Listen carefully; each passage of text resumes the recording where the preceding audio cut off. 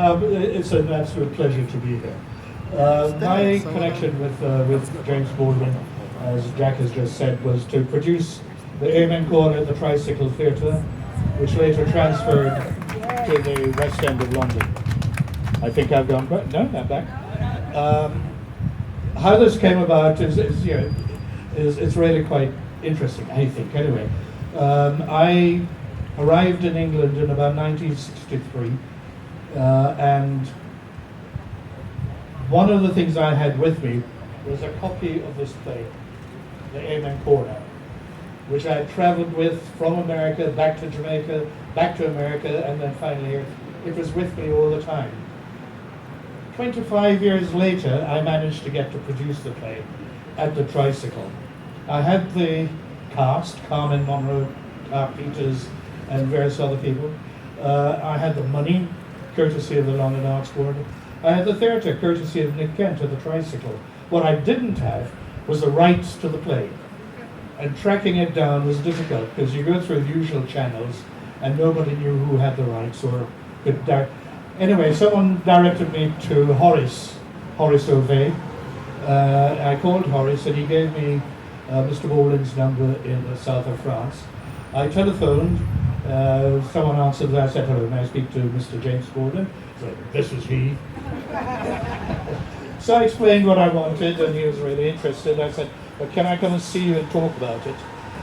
He said yes. I ran downstairs from my office to the nearest travel agent, managed to get a ticket for Nice in a couple of days' time, went back up and called him and said, I'll be in Nice on Friday.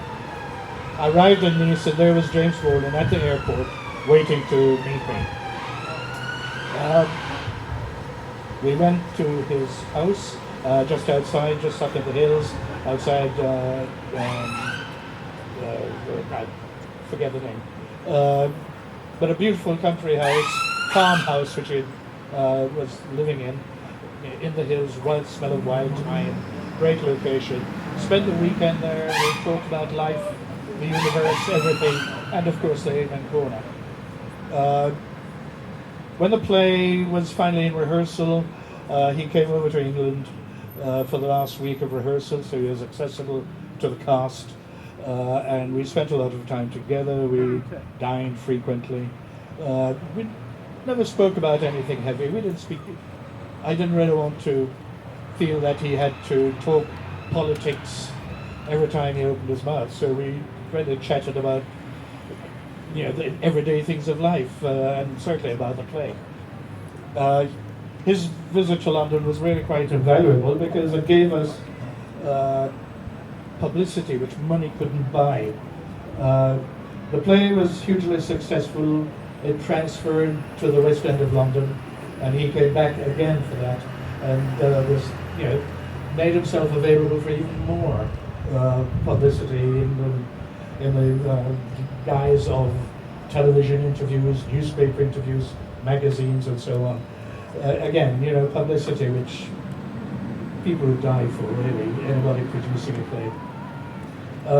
It was really quite interesting because the Amen Corner is also partly autobiographical, like Go Tell It on the Mountain. And it was kind of touching because he'd come into the theatre at night, just come in, stand in the back, and just look at the stage. And you could see on his face sort of him going back in time and looking at those people on stage and putting himself in that situation in Harlem from the days when he was heavily involved in the church with his family and so on.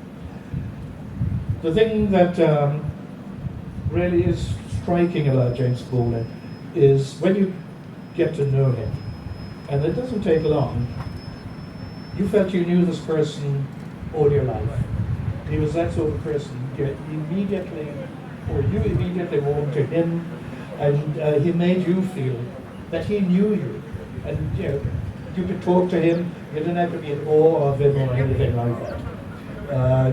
And we talk about James Baldwin or Mr. Baldwin, so, but as Margaret said, when you're in this company, it didn't take long before you called him Jimmy, and it was Jimmy, let's go have a drink. Well, in fact, I never said that to him because I was told, don't get him drinking.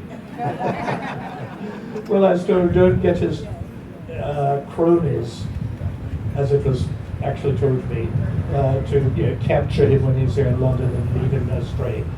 So we tried to keep a tight hold on him while he was here. He stayed with Clark Peters, and Clark, of course, is very well known to James, because when Clark first came to Europe, he went to Paris.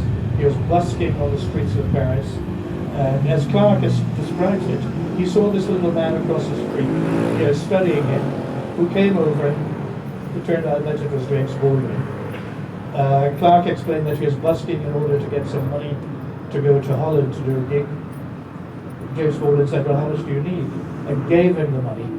And then he said, well, what about when you're there? I mean, do you have money for accommodation? And gave him some more money. And that was the first connection that they had. So it was great that when he came to London for the Evening Corner, he was able to stay with Clark. My abiding memory of James Baldwin is a man of great humour. He's very funny. Perhaps a little cynical by then, because I think the death of Martin Luther King affected him greatly.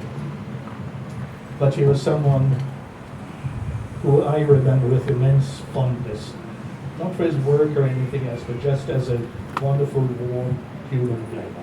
Thank you.